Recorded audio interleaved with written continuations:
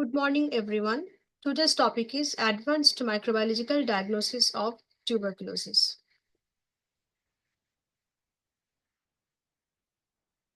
Tuberculosis is caused by Mycobacterium tuberculosis, which is an obligate intracellular pathogen causing tuberculosis. TB remains one of the leading infectious diseases globally with an increasing burden of drug-resistant strain. A multifaceted approach is essential for accurate and timely diagnosis. Now, specimen collection and processing. Specimen types. What are the specimen types? Sputum, gastric lavage, bronchoalveolar lavage, CSF, pleural fluid, lymph node, aspirates, and less common are urine, bone marrow, and tissue biopsies. So, children younger than 3 years or who cannot generate sputum after aerosol induction, we can take gastric lavage from them after they arise from bed and before exertion, empties the stomach. Gastric lavage cannot be performed as an office or clinic procedure. It should be bedside one. Collection strategies. Early morning sputum samples are preferred for smear microscopy and culture, and use of N-acetylcysteine for sputum digestion and decontamination. N-acetylcysteine is used for sputum digestion or decontamination. That is the NALC procedure with the 2% NaOH method. For better yield and transport are the recommended to maintain the specimen viability during transit. Now, microscopy, advanced considerations, Zeal nail cell staining. It detects acid-fast bacilli by their resistance to decolorization to acid alcohol, sensitivity of about 50 to 80% for pulmonary tuberculosis. Next comes the fluorescent microscopy, Oramin rhodamin staining. Increases sensitivity with an advantage in low resource settings, requires less sample preparation and viewing time. Limitations. Both methods have reduced sensitivity in possibacillary forms, that is, like extrapulmonary tuberculosis or tuberculosis in immunocompromised patients like HIV, diabetes, and mellitus, etc.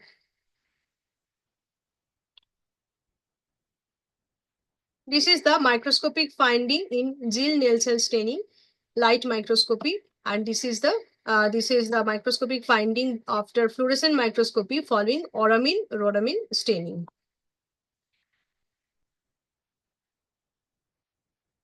Now, culture is the gold standard for which solid media like Lowenstein-Jensen medium and glycine-based solid media can be used in Lowenstein-Jensen or LG mediums. And this is a standard for Mycobacterium tuberculosis isolation, but it shows slow growth, 3 to 8 weeks. And glycine-based media, it is more selective and faster.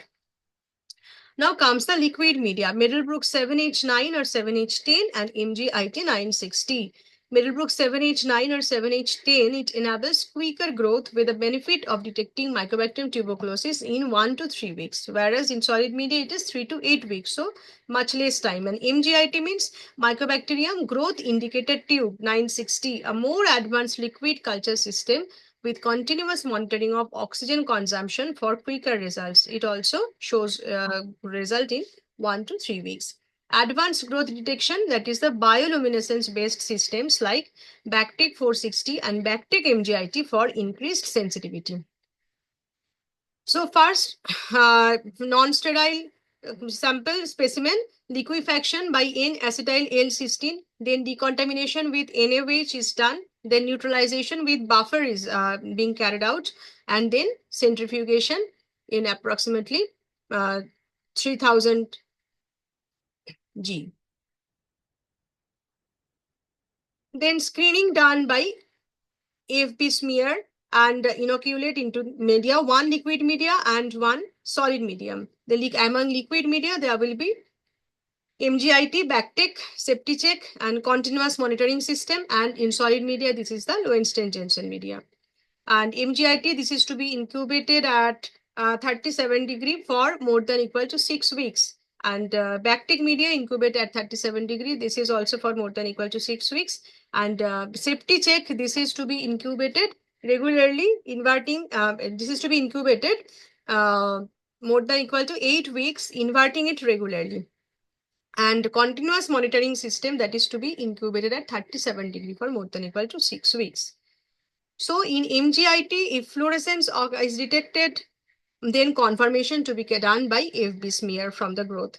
And in BACTEC, if growth index is more than equal to 10, then confirmation by FB smearing. And safety check, if colonies appear or turbidity is observed, then confirmation by FB smear. Or continuous monitoring, if growth is detected, then it is to be confirmed by FB smear. And solid media, similarly, Lowenstein-Jensen media, it is to be incubated for 37 degree for more than equal to 8 weeks because it shows growth in 3 to 8 weeks. And if growth occurs, then confirmation by FB smear again. Now, what are the molecular diagnostic state of art? That is the GeneXpert, MTB or RIF, real-time PCR detecting M. tuberculosis DNA as well as rifampicin resistance within 2 hours. And high sensitivity, 85%, and specificity, 98% for pulmonary tuberculosis. This is the machine, GeneXpert machine, which detects real-time detects M. tuberculosis DNA and rifampicin resistant within 2 hours. That is a real-time PCR. High sensitivity 85% and specificity 98%.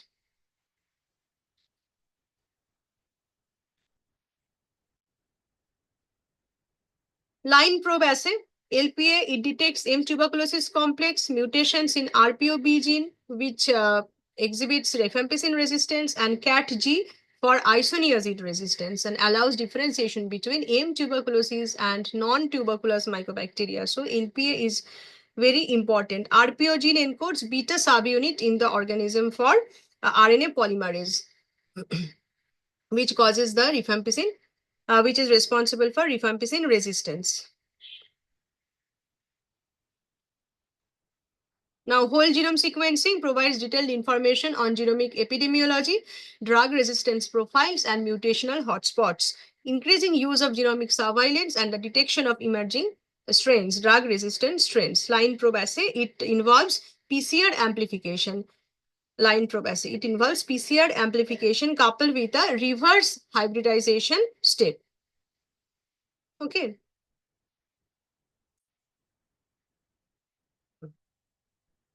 Now, coming to the immunodiagnostic approaches. Tuberculin skin test, that is the delayed type hypersensitivity reaction widely used to screen for latent tuberculosis. Limitations, false positive if the patient is already vaccinated due to by BCG vaccination, and false negative in immunocompromised patients.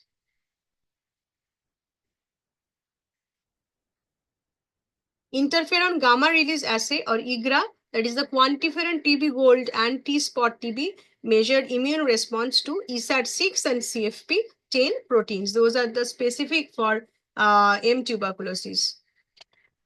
An advantage not influenced by prior BCG vaccination, not influenced by prior BCG vaccination.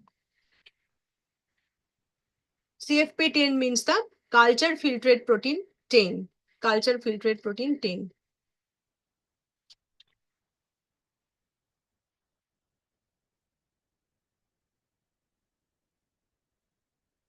Serological tests, those are still under investigation for TB detection, but not yet widely recommended due to lack of specificity.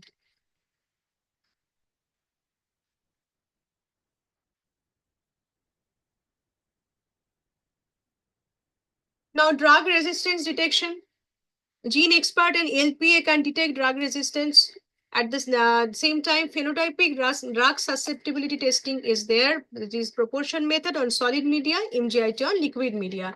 Takes weeks to report resistance patterns, and automated systems like BACTEC MGIT offer quicker results.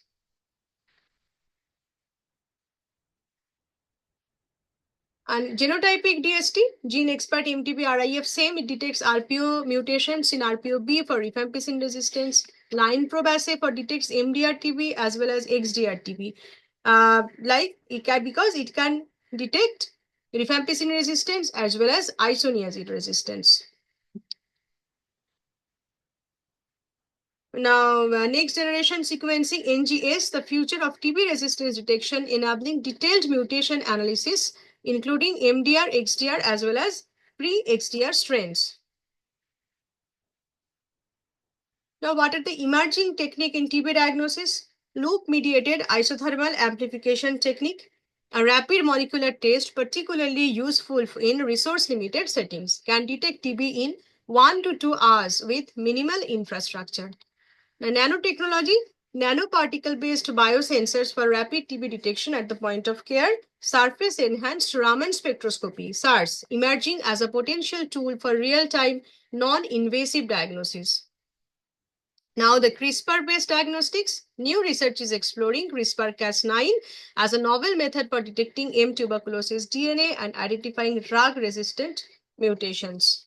Biosafety considerations, BSL-3 laboratory should be used for TB diagnosis, culture, etc. And pre-requirements, use of N95 respirators, gloves, lab coats, biosafety cabinets, waste management, safe disposal, decontamination of infectious waste, crucial, maintaining proper biomedical waste management. So, a multifaceted integrated approach is required for optimal TB diagnosis. Ongoing advancements in molecular diagnostics, drug susceptibility testing, biosafety are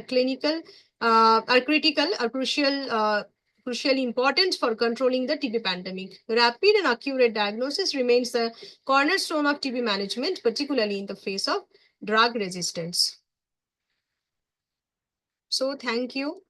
And now coming to some multiple choice questions. Which of the following methods allows the fastest detection of M. tuberculosis and rifampicin resistance? The answer will be GeneXpert MTB RIF. Now, what is the most common target gene for rifampicin resistance detection in M. tuberculosis? RPOB. Which biosafety level is required? BSL-3. And which biosafety level? Then which molecular method can detect both MTB and drug resistance mutations simultaneously? This will be line probe assay. Auramine rhodamine fluorescence microscopy.